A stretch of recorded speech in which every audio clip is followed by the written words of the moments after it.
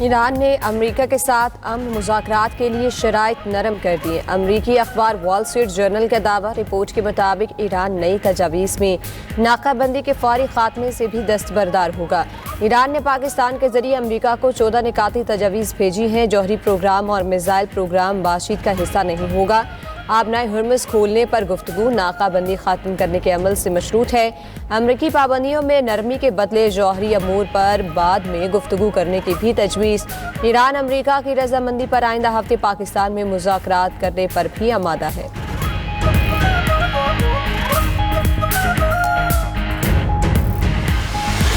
امریکی صدر نے نئی ایرانی تجاویز پر عدم اطمینان کا اظہار کر دیا۔ ٹرمپ نے گفتگو کرتے ہوئے کہا کہ ایران ایسی چیزیں مانگ رہا ہے جس سے میں متفق نہیں۔ تہران واشنگٹن کے لیے قابل قبول معاہدہ پیش نہیں کر رہا۔ امریکہ نے ایران کو اپنی آخری تجاویز دے دی ہیں۔ یہ بھی کہا کہ ایرانی رہنما کنفیوژن کا شکار ہیں، ان میں اتحاد نہیں، مختلف دھڑے امریکہ سے الگ الگ معاہدے چاہتے ہیں۔ اس سے صورتحال مزید پیچیدہ ہو گئی ہے۔ مذاکرات کے لیے مناسب فریق کی تلاش میں ہیں۔ ایرانیوں کو معلوم ہی نہیں ان کا رہنما کون ہے۔ فلوریڈا میں تقریب سے خطاب میں امریکی صدر بولے کہ ہمارے پاس دو ہی آپشن ہیں، ڈیل ہوگی یا ایران کو تباہ کر دیں گے۔ ایران پر حملہ نہیں کرنا چاہتا، لیکن میں یہ بھی نہیں چاہتا کہ ایران ایٹمی ہتھیار بنا لے۔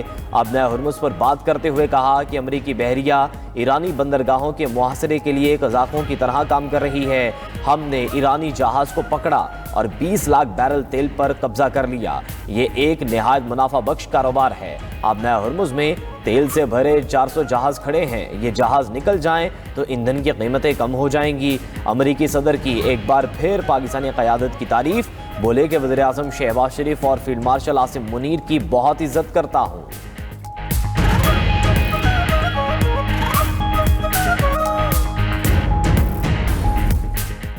ایران نے فوجی میدان میں برتری ثابت کر دی۔ اب اقتصادی طور پر دشمنوں کو شکست دینا ضروری ہے۔ ایرانی سپریم لیڈر مجتبیٰ خامنہئی کا ایرانیوں کو مقامی تیار کردہ اشیاء استعمال کرنے کا مشورہ، کہا کہ دشمنوں کو ہرانے کے لیے اقتصادی جنگ کرنی چاہیے۔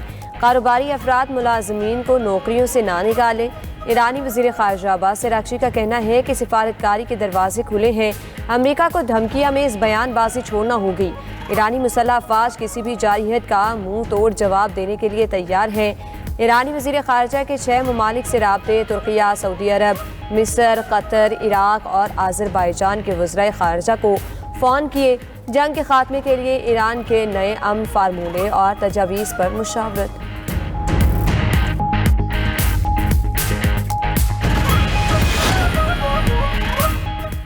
امریکی ناکہ بندی سے ایران کو تیل قیمت میں 4.8 ارب ڈالرز کا بڑا نقصان پہنچا۔ امریکی میڈیا کا دعویٰ، رپورٹ میں لکھا کہ امریکی فوج نے ایران کے 40 سے زائد جہازوں کو بندرگاہوں کی طرف جانے سے روکا۔ 5 کروڑ 30 لاکھ بیرل تیل سے لدے 31 ٹینکرز تاحال پھنسے ہوئے ہیں۔ امریکی فوج ایران کے 2 بحری جہاز قبضے میں لے چکی۔ ایران کے پاس تیل ذخیرہ کرنے کے لیے چند ہفتوں کی گنجائش باقی رہ گئی۔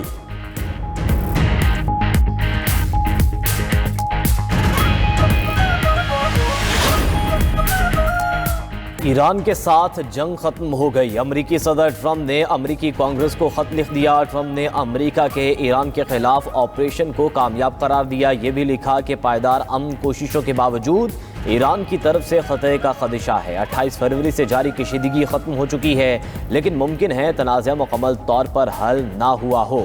ماہرین کے مطابق ایسا موقف اختیار کرنے سے ٹرمپ انتظامیہ جنگ کے لیے کانگریس سے منظوری حاصل کرنے کی مجبوری سے بچ سکے گی۔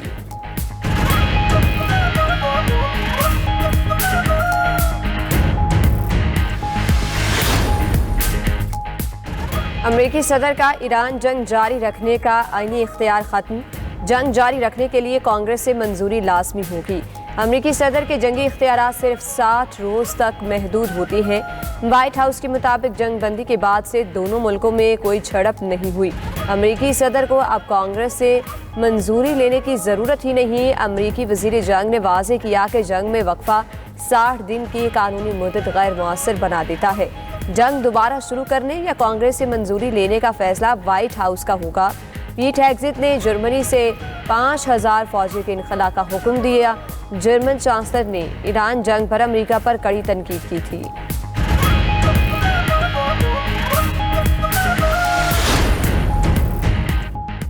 اسلحہ خریدو، جنگ لڑو۔ امریکہ نے 8.6 ارب ڈالرز کا اسلحہ بیچنے کی منظوری دے دی۔ امریکی محکمہ خارجہ کے مطابق اسرائیل، قطر، کویت اور متحدہ عرب امارات کو فوجی ساز و سامان بیچا جائے گا۔ امریکہ اسرائیل کو 992.4 ملین ڈالر کے جدید ہتھیار فروخت کرے گا۔ میڈیا رپورٹس کے مطابق ایران جنگ میں امریکہ کا 2.8 ارب ڈالر کا فوجی ساز و سامان تباہ ہوا۔ سعودی عرب میں امریکی بیس پر حملوں کے دوران 70 کروڑ ڈالر مالیت کا اوکس ریڈار تباہ ہوا تھا۔ کویت میں 3 امریکی F-15 جیٹ گرائے گئے۔ 970 ملین ڈالر کا ڈیفنس ریڈار سسٹم تھاٹ بھی ایرانی حملوں کی زد میں آیا۔ امریکی حکومت نے حقائق چھپانے کے لیے سیٹلائٹ تصاویر بلاک کر دیں۔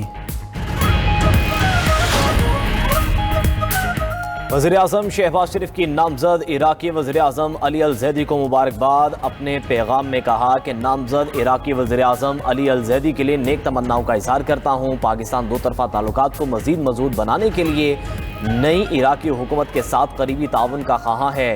خطے میں امن، استحکام اور خوشحالی کے مشترکہ اہداف کو آگے بڑھانے کے لیے دو طرفہ تعلقات کی مضبوطی ضروری ہے۔ ایرانی وزیر خارجہ عباس عراقچی کی بھی عراق میں حکومت سازی کا خیر مقدم۔ علی الزیدی کو وزیر اعظم نامزد ہونے پر مبارکباد دی۔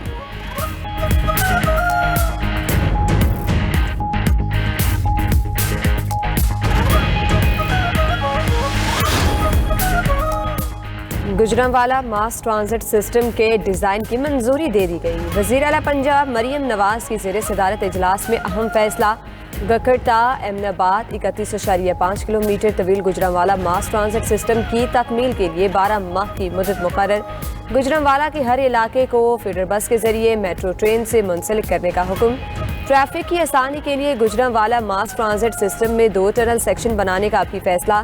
17 سے 19 کلومیٹر گجرانوالہ ماس ٹرانزٹ ٹرین انڈر گراؤنڈ گزارنے کی اصولی منظوری دے دی۔ وزیر اعلیٰ مریم نواز کا کہنا ہے گجرانوالہ ماس ٹرانزٹ سسٹم بننے سے شہر کا ٹرانسپورٹ کلچر بدل جائے گا۔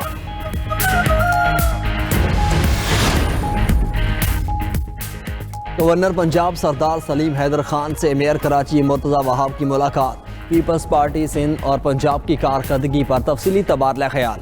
میئر کراچی کی گورنر پنجاب کی پیپلز پارٹی کو پنجاب میں متحرک کرنے کی تعریف۔ پنجاب کے عوام کی بہتری کے لیے کیے گئے اقدامات کو سراہا۔ اس موقع پر گورنر پنجاب نے کہا کہ پیپلز پارٹی کسی صوبے کی نہیں بلکہ پورے پاکستان کی عوامی نمائندہ جماعت ہے۔ پیپلز پارٹی نے کراچی سمیت سندھ میں عوامی فلاح و بہبود کے منصوبوں کے جال بچھا دیے۔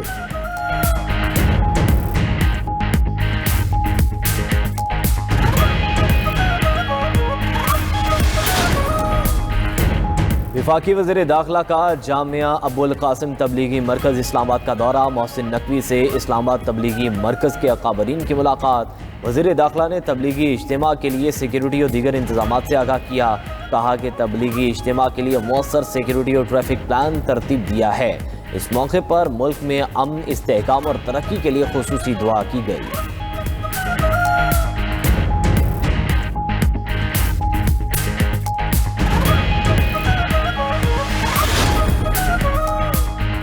جسٹس محسن اختر کیانی 4 مئی سے لاہور ہائی کورٹ میں مقدمات کی سماعت کریں گے۔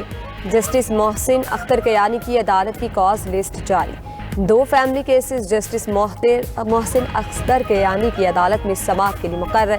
جسٹس محسن اختر کیانی کا اسلام آباد ہائی کورٹ سے لاہور ہائی کورٹ تبادلہ کیا گیا۔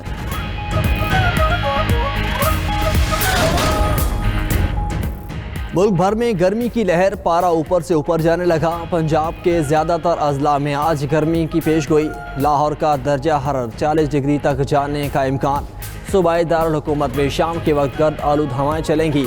سندھ کے بیشتر اضلاع میں موسم شدید گرم اور خشک۔ بلوچستان کے جنوبی اضلاع میں شدید گرمی کا امکان۔ خیبر پختونخوا کے کئی علاقوں میں شام کے وقت بارش اور ہوائیں چلنے کی پیش گوئی۔ اسلام آباد میں رات کو گرج چمک کے ساتھ ہلکی بارش متوقع۔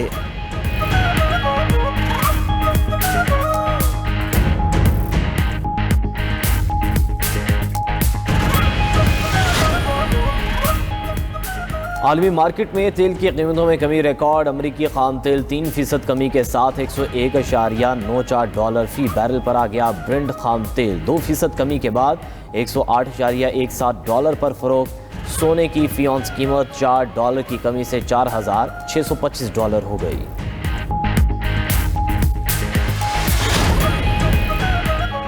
ایرانی پاسداران انقلاب کا ابنائے ہرمز اور بحیرہ عرب کے لیے نئے قوانین لانے کا اعلان۔ ایرانی نیوی کمانڈ کے مطابق ایرانی پاسداران انقلاب اب 2000 کلومیٹر طویل ساحلی پٹی کی نگرانی کرے گی۔ خلیج عرب اور آبنائے ہرمز میں ایرانی بحریہ کی تعیناتی بڑھائی جائے گی۔ آبنائے ہرمز کو خطے کے لیے سلامتی اور خوشحالی کا مرکز بنائیں گے۔ دوسری طرف ڈیٹا فرم پیپر کے مطابق مزید 7 تجارتی اور غیر تجارتی جہاز بحفاظت آبنائے ہرمز سے گزرے۔ امریکہ نے آبنائے ہرمز سے گزرنے کے لیے ایران کو ٹیکس دینے والے جہازوں کو خبردار کر دیا۔ امریکی محکمہ خزانہ نے واضح کیا کہ ایران کو ادائیگی کرنے والے بحری جہازوں اور شپنگ اداروں کو پابندیوں کا سامنا کرنا پڑ سکتا ہے۔ ادائیگی چاہے نقد ہو، ڈیجیٹل اثاثوں یا غیر رسمی تبادلے ہوں، سب کو غیر قانونی سمجھا جائے گا۔ ایرانی ریڈ کریسنٹ سوسائٹی اور دیگر اداروں کو ادائیگی کی تو بھی پابندیاں لگ جائیں گی۔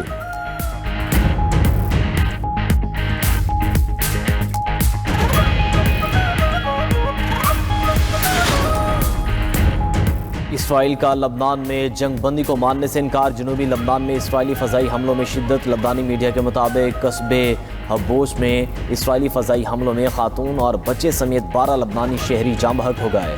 دہشت گرد اسرائیل کے حملوں میں 8 افراد زخمی بھی ہوئے۔ اسرائیل نے حبوش کے علاوہ فرون، ریگاشی اور کفر حمام کے علاقوں کو بھی نشانہ بنایا۔ ادھر جنوبی لبنان میں حزب اللہ کے اسرائیلی فوج پر تابڑ توڑ حملے، خودکش ڈرونز اور توپ خانے سے اسرائیلی فوجی ٹھکانوں کو نشانہ بنایا۔ طیبہ کے مقام پر اسرائیلی فوجی گاڑی مکمل تباہ، ریشاف پر جدید اسرائیلی ٹینک اڑا دیا گیا۔